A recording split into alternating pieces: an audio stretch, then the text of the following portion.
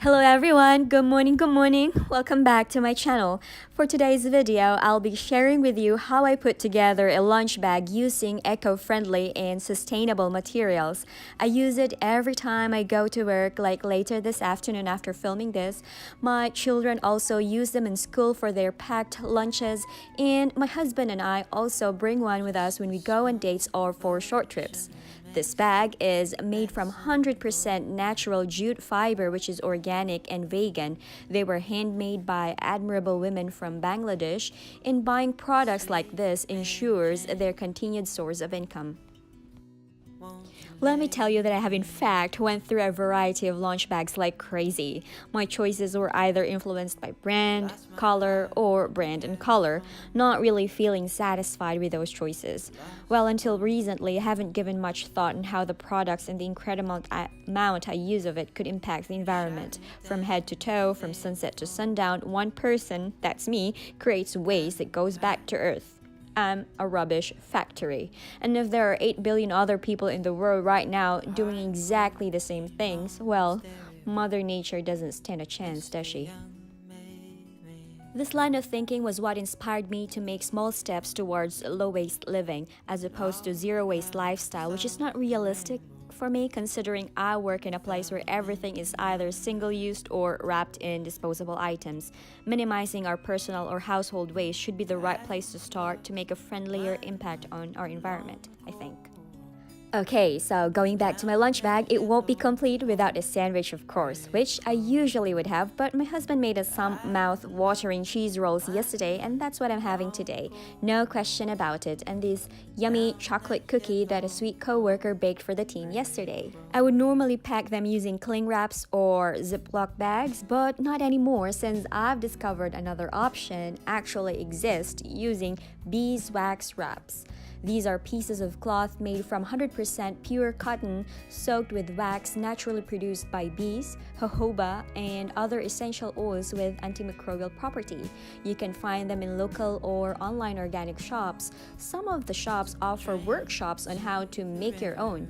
Well, I'm doing one myself, and I'm going to share with you my simpler steps using simple materials. First one is this. Hello. There's a dog. Baking paper. 2 pieces of that actually. I've already prepared another one which is somewhere in here. I couldn't find it right here. That one. The edges are a bit rough, but it's alright. I started filming outdoor, but a couple of dogs kept stopping by to watch, so I needed to do a voiceover instead. For this project, we will also need cloth of 100% cotton. I have these lying around at home for a while now. I meant to sew them into scrub caps, but I had more than enough already. You can also use old clothes or torn ones that you're not going to wear anymore. Even old handkerchief will do. Just make sure you wash and dry them before using, okay? We will also be needing a cheese grater. The one from the kitchen will be just fine, perfect, because beeswax are non-toxic anyway. A clothing iron like this one, and the main ingredient. Beeswax. Yes, a lump of beeswax, a pretty thing I'd rather eat, really.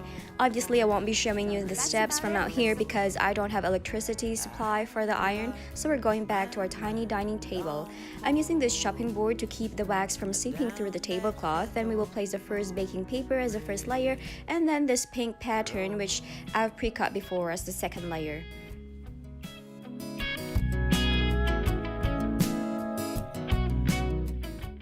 Now on to the main game, grating the cheese, I meant the wax.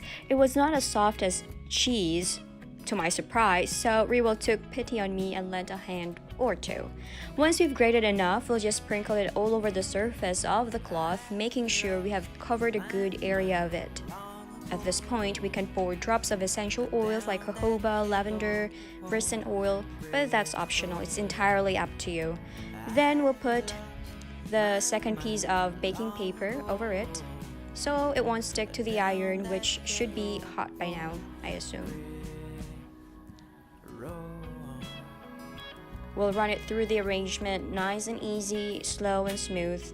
And you can actually see through the paper if the wax has already melted, spreading and seeping through the cloth just the right way. After 2 to 3 minutes of repeating this important step, our wrap should now be ready. We'll take the top baking paper off and let the wrap cool down. It takes about 10 seconds in room temperature to do that and less in cold weather. But inside the house with our heat pump on full blast, we'll need another extra 20. Still not too long. I made 2 others from last night in slightly bigger sizes. Now, let's try wrapping a bowl of any food, in this case, cheese rolls. I used to horribly store them using Ziplocs or cling wraps, and so you can't imagine how happy and excited I felt about this alternative.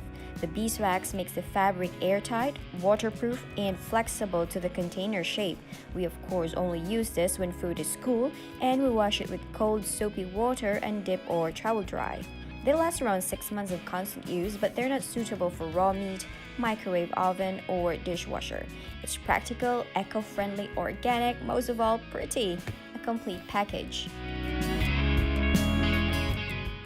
On to the next eco-friendly find inside my lunch bag is this fruit bag. I have crocheted this myself because I was looking for a specific size that will fit inside my bag, a darker color that will not get stained easily, and a design that is just my own. The only option to get all those criteria is to make one, and so I did. I used this yarn made from 100% cotton, which was made in the Philippines. Hi Philippines! But you can also find this in organic shops. They come in different sizes and are handy when you shop at farmers market or do your grocery.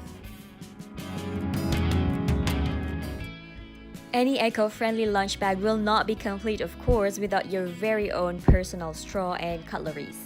Then I am using this muslin purse string to keep my snack food or finger food, like this couple of muesli bars for today. Hey, I wash my hands, okay? They come in 5s in a pack, the muslin pouches I mean, so I'm using another one for my fruit peel that I bring to our amateur compost at home. This bag fortunately has a wide base, just perfect for my glass lunchbox. Yes, I have rice, surprise, surprise.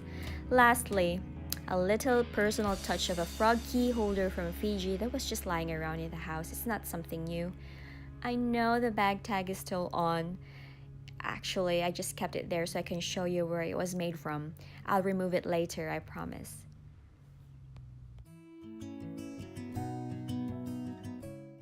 And that's everything inside my organic lunch bag. I love all the sustainable and eco-friendly products in it. I hope one day our household will be totally plastic-free, one corner at a time. Thanks again for coming along with me. Enjoy the rest of your day. Ta-ta.